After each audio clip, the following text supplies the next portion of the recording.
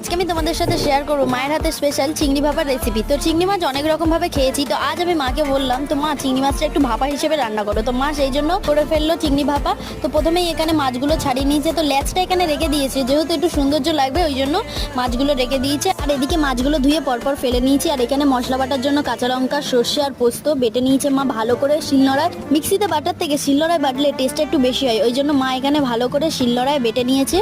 আর মশলাটা এখানে খুব মিহি করে বেটেছে, যেহেতু চিংড়ি মাছের ভাপা হচ্ছে, ভাপার টেস্টটা একটু মিহি করে মশলাটা বাটা থাকলে বেশি টেস্ট লাগে। তোমাদের কাদের কাদের চিংড়ি মাছের রেসিপিগুলো ভালো লাগে সেটা কমেন্টে জানিও, আর আমার রেসিপিটা কেমন হচ্ছে সেটাও কমেন্টে জানিও, আর কি রেসিপি হয় চিংড়ি মাছ দিয়ে সেটাও জানিও।